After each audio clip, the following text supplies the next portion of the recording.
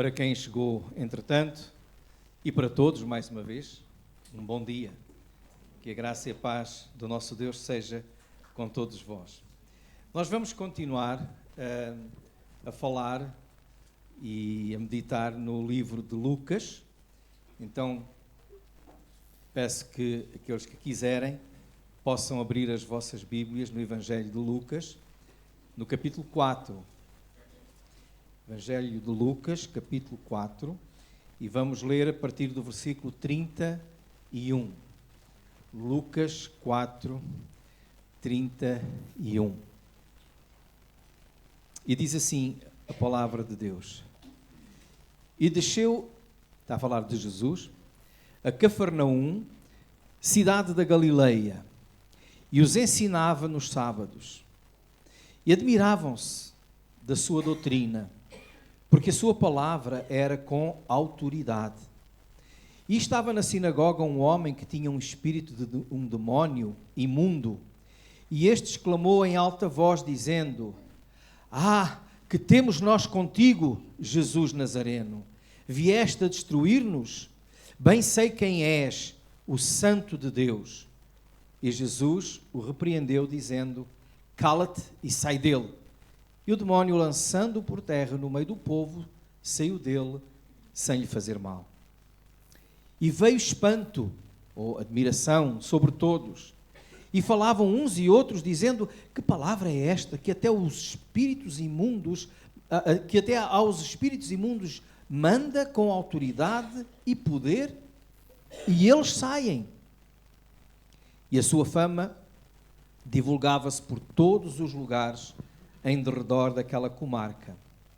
Ora, levantando-se Jesus da sinagoga, entrou em casa de Simão, e a sogra de Simão estava enferma com muita febre, e rogaram-lhe por ela. E inclinando-se para ela, repreendeu a febre, e esta a deixou. E ela, levantando-se logo, servia-os. E ao pôr do sol, todos os que tinham enfermos de várias doenças lhes traziam, e impondo as mãos sobre cada um deles, os curava. E também de muitos saíam demónios, clamando e dizendo: Tu és o Cristo, o Filho de Deus. E ele, repreendendo-os, não os deixava falar, pois sabiam que ele era o Cristo. E sendo já dia, saiu e foi para um lugar deserto, e a multidão o procurava, e chegou junto dele e o detinham, para que não se ausentasse deles. Ele, porém, lhes disse: É também necessário que eu anuncie a outras cidades o Evangelho do Reino de Deus, porque para isso fui enviado. E pregava nas sinagogas da Galileia. Irmãos, hoje eu gostaria de fazer uma pergunta.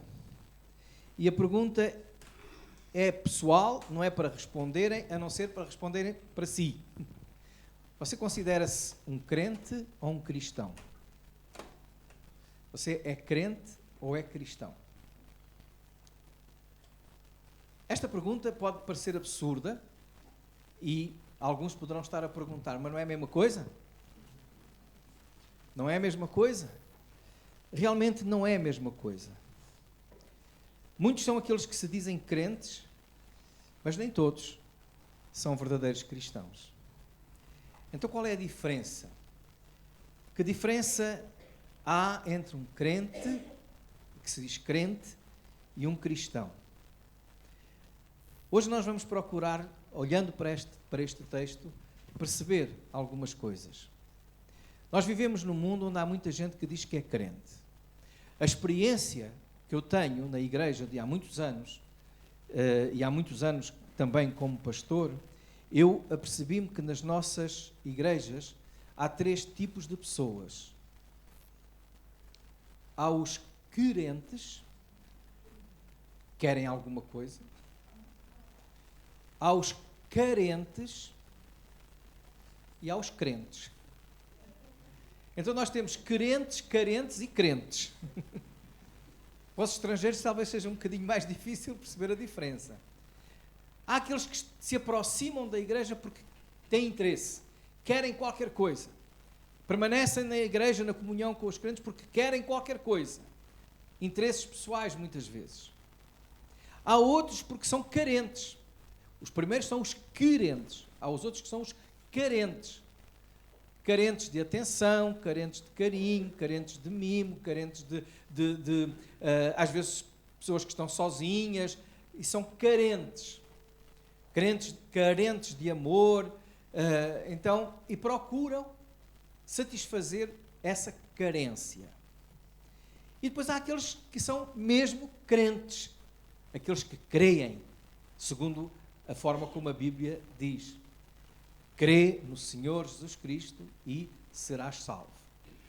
Então, a que grupo é que eu pertenço? Aos querentes, aos carentes ou aos crentes? Bom, nós vemos aqui neste texto o seguinte. Nós vimos que o Senhor Jesus vai à cidade de Cafarnaum,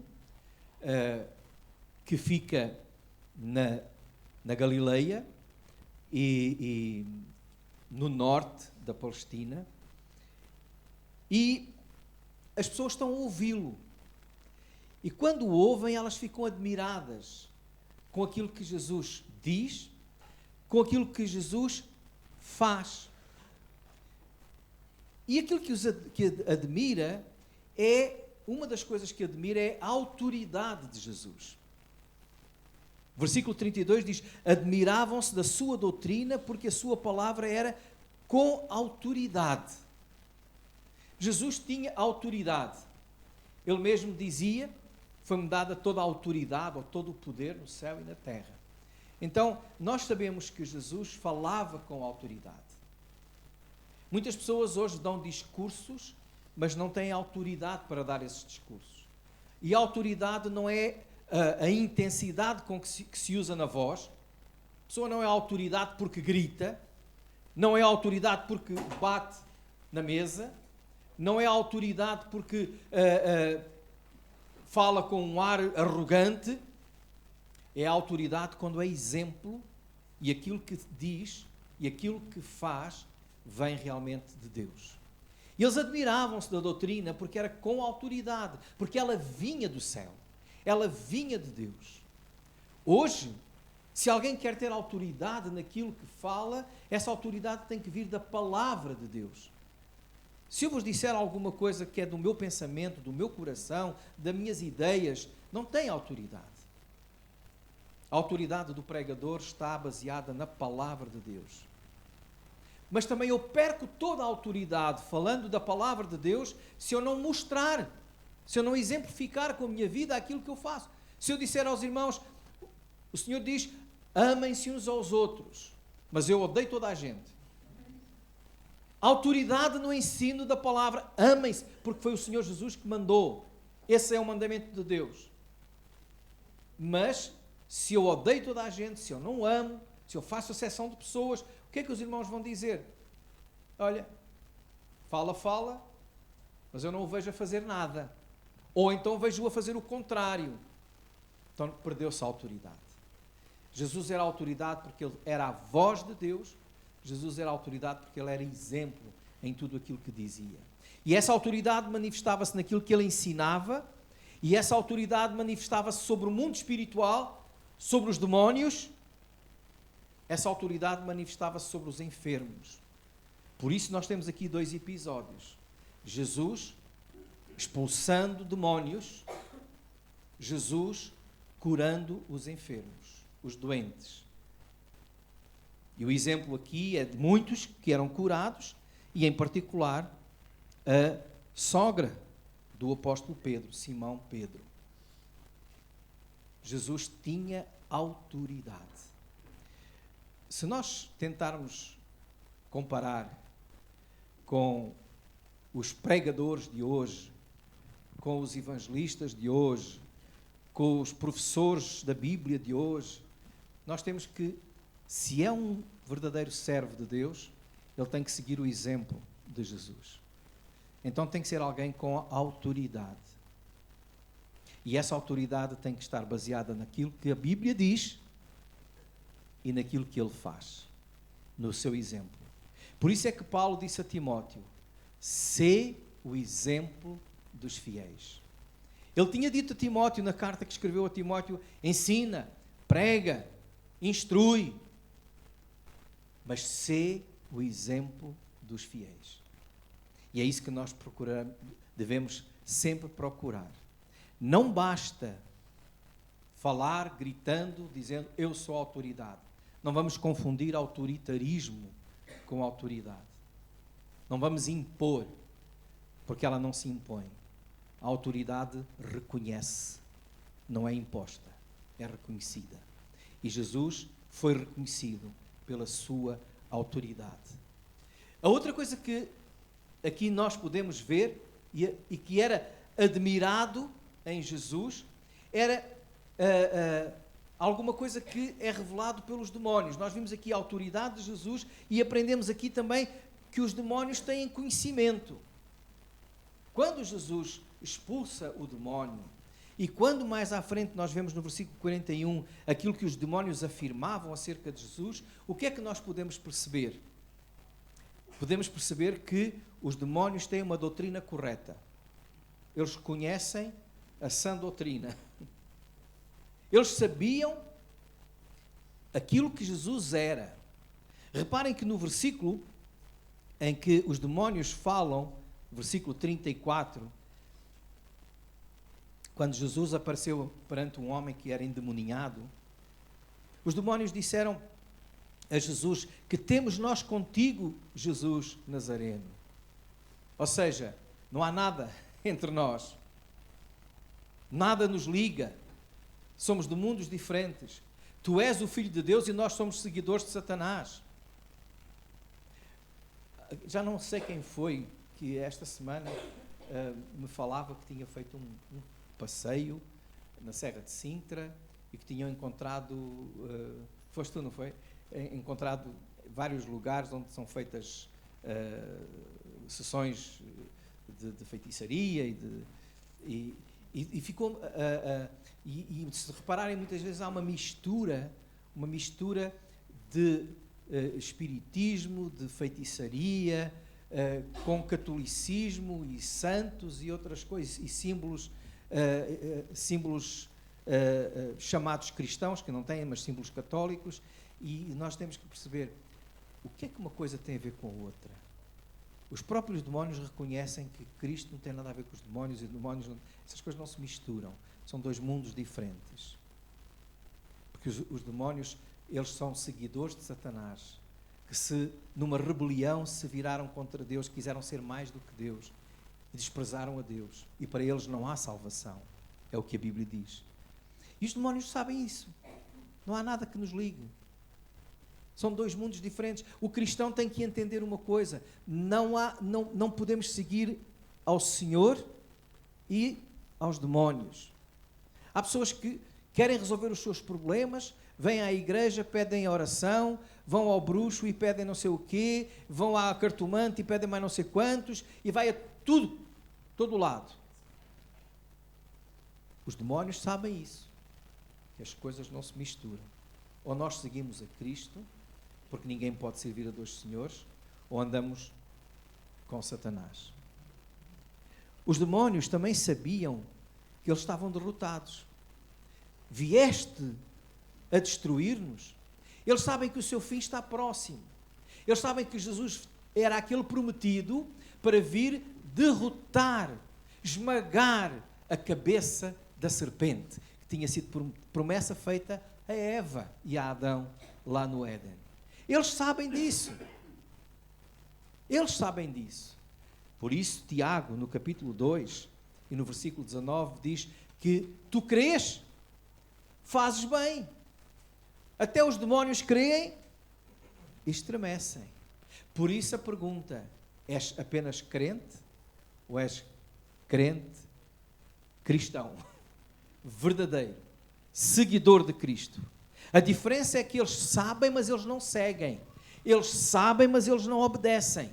Eles sabem, mas eles não amam a Deus.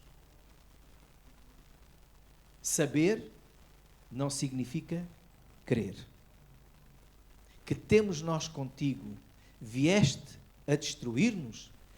Bem sei, dizia o demónio, que tu és o Santo de Deus. Se alguém conhece bem quem é Cristo, quem é Jesus, são os demónios. Eles sabem, eles conhecem, mas eles não o amam, eles não o seguem, eles não lhe obedecem, eles não o servem. Então a diferença entre um crente e um verdadeiro cristão é não apenas saber coisas acerca de Jesus, ter uma doutrina certa, uma doutrina correta, mas é viver aquilo em que se crê, é deixar que Cristo reine no seu coração. É ter passado pela experiência do novo nascimento. Por isso Jesus disse a muitos religiosos no seu tempo, começando por Nicodemos, e a mensagem ficou: é necessário nascer de novo. E esse nascimento é produzido pelo Espírito de Deus no nosso coração. Saber coisas acerca de Deus, saber, ter uma teologia correta, certa, não faz de ninguém crente. Principalmente aqueles que cresceram na igreja desde pequeninos. Muitas vezes nós crescemos porque os nossos pais nos foram, e é importante, e ainda bem que sim, que fomos ensinados. Mas, como eu sempre digo, Deus não tem netos, só tem filhos. Filho de crente não é crente se não aceitar Jesus, se não crer em Cristo, se não lhe entregar a sua vida, se não tiver uma experiência pessoal, um testemunho pessoal, para passar do saber para o crer, para o viver, para amar a Deus. Então, a autoridade de Jesus, o conhecimento dos demónios, que conheciam tudo acerca de Jesus, mas infelizmente não o amavam e não o seguiam. Finalmente temos aqui também uma multidão à procura de Jesus. A multidão procurava Jesus, vemos neste texto. Diz que eles vinham ao fim do dia e o Senhor curava, o Senhor expulsava demónios. Os demónios, diz o versículo 41, diziam: tu és o Cristo, o Filho de Deus, e ele repreendia-os. Várias vezes nós vemos na Bíblia, não só Jesus, mas também os apóstolos, quando às vezes os demónios começam a dar testemunho. Sabem que às vezes há muita gente que diz: eles são crentes, eles são, e eles falam, e nós não precisamos que nem o diabo, nem os filhos do diabo falem de nós. Mas podem falar, mas é o nosso testemunho, a nossa vida, que tem que mostrar Cristo Jesus. E esta multidão depois dizia, no versículo 42, procurava a Jesus, chegou junto dele e detinham para que se ausentasse deles. Esta expressão aqui, detinham, era como que o prendiam, seguravam Jesus para que Jesus não se fosse embora. O que é que esta multidão queria? Eles realmente admiravam a doutrina de Jesus, admiravam o poder de Jesus e queriam estar ali perto de Jesus. Talvez se sentissem mais abençoados, talvez se sentissem melhores ou mais seguros. Mas a verdade é que eles apenas estavam ali por interesse, sem compreender a missão de Jesus. Faz-me lembrar alguém que há uns anos atrás me dizia assim: pastor, se eu pudesse, eu ficava na igreja 24 horas por dia. Realmente era uma maneira de se sentir mais seguro, mais segura. Era uma maneira que essa pessoa tinha de manter a sua espiritualidade, porque sabia que saindo daqui, depois tudo se perdia. Ora, quem assim pensa, precisa de se converter. Porque espiritualidade, fé, só se tem num determinado ambiente. Mas o que Deus quer fazer na nossa vida é em todos os ambientes. Se nós aqui somos cristãos, aqui estamos bem, é fácil. Nós temos que continuar a ser cristãos é lá fora. No meio das adversidades, no mundo difícil. Não podemos querer segurar ali a roupa de Jesus, fica aqui, deixa. Sim, nós temos que estar perto de Jesus, mas nós temos que compreender que Ele prometeu estar connosco sempre. E nós temos que estar sempre com Ele também, porque Ele cumpre a sua promessa. Perante isto, nós vemos aqui que Jesus manifesta a sua autoridade, os demónios manifestam o seu conhecimento e a multidão manifesta o seu desejo de ter Jesus, de estar perto de Jesus. Não queriam que ele se ausentasse. Mas eu faço uma pergunta. Qual seria a diferença entre esta multidão e os demónios? Os demónios até sabiam mais do que a multidão. Os demónios tinham a doutrina certa, correta. Os demónios estavam conscientes de quem era Jesus. A multidão estava à procura. A multidão estava ansiosa. Mas, na verdade, não havia grande diferença. Porque muitos desta multidão apenas tinham interesse na cura, nos milagres, nos resultados que podiam acontecer na terra, nestas coisas da terra, com a presença de Jesus. Mas faltava-lhes aquilo que Jesus dizia: crer verdadeiramente. E quem não crê, o fim é o mesmo. Porque a Bíblia nos diz que quando nós cremos em Jesus, somos salvos. Mas se o rejeitarmos, nós continuamos na perdição. Em Mateus, no capítulo 25 e versículo 41, Mateus 25, 41, diz assim a palavra de Deus: então dirá também aos que estiverem à sua esquerda: apartai-vos de mim, malditos, para o fogo eterno, preparado para o diabo e seus anjos. Como vos disse há pouco, os demónios bem sabem qual é o destino que lhes está reservado: o fogo do inferno. Mas o inferno não foi criado para os homens. O inferno foi criado para o diabo e para os seus anjos. Mas todos aqueles que aqui rejeitam a Jesus e continuam seguindo a Satanás e os seus prazeres, seguirão com eles também para toda a eternidade. Então é importante que nós possamos crer verdadeiramente em Jesus. E qual é a diferença? A diferença é muito clara, meus irmãos. Há muita gente que se diz crente, porque até tem uma doutrina certa, porque até acredita, porque até frequenta a igreja durante muito tempo. Mas a pergunta é: e o teu coração?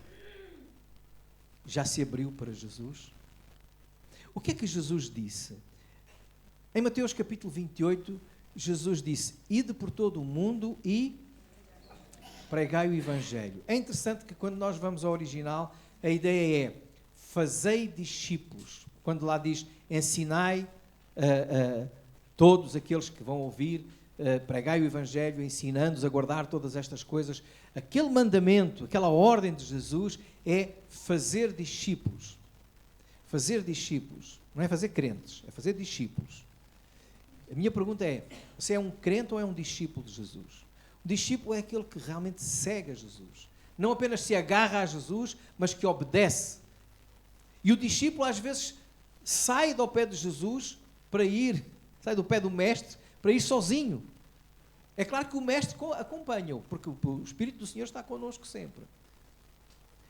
Mas há obediência, há temor e há amor ao Senhor. Acreditar não é crer. Saber não é crer. Conhecer a sã doutrina não é crer. Em Romanos, no capítulo 10, e vamos terminar com esse versículo, Romanos, capítulo 10,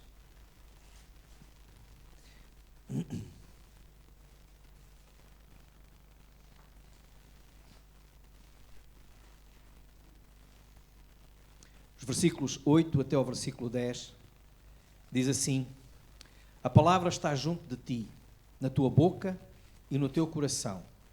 E esta é a palavra da fé que pregamos. A saber, se com a tua boca confessares ao Senhor Jesus e em teu coração creres que Deus o ressuscitou dos mortos, serás salvo. Visto que com o coração se crê para a justiça e com a boca se faz confissão para a salvação. O que é que os demónios não tinham? O que é que muita gente não tem? Fé no coração. Às vezes está tudo aqui na nossa cabeça. Racionalmente e intelectualmente nós conhecemos a verdade. Mas essa verdade ainda não está aqui a produzir mudança. Ainda não está aqui a produzir a transformação. A fé que é necessária para sermos salvos. Por isso, perguntamos: és um crente? Mesmo? Ou és um crente só? És um crente ou um discípulo? Um crente ou um servo? Porque aquele que se converte a Cristo passa a amá-lo e a servi-lo, a adorá-lo e a colocá-lo no lugar que ele merece e no lugar que é dele, o primeiro lugar na sua vida. O que é que tu és? Se chegares à conclusão que conheces muita coisa, já ouviste muita coisa, sabes até qual é a doutrina, aprecias, ficas admirado com Jesus ou admirada com Jesus, mas no teu coração ainda não há nada. Não há temor, não há amor, não há arrependimento, não há fé. E a fé não é apenas acreditar, a fé é confiar e entregar tudo nas mãos do Senhor. Entrega a tua vida ao Senhor. É esse o apelo que Jesus faz. Por isso ele dizia: eis que estou à porta e bato. Se alguém ouvir a minha voz e abrir a porta, eu entrarei em sua casa, com ele cearei e ele comigo. Cada vez que um de vocês, um de nós, ouve a palavra de Deus, é o Senhor a bater à porta. E o que é que nós fazemos? Podes bater. Às vezes já o bater é tão permanente, tão constante, que já parece que nem ouvimos.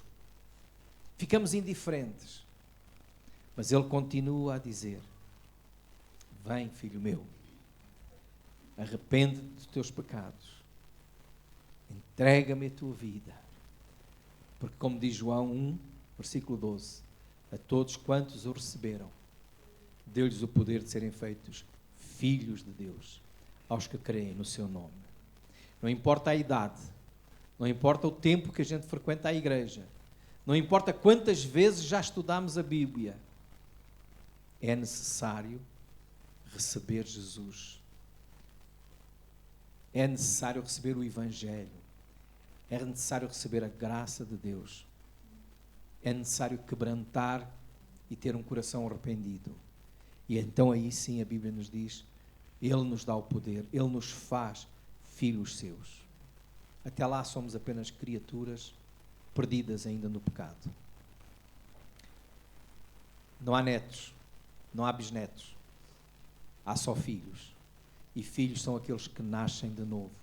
E esse novo nascimento é operado pelo Espírito Santo.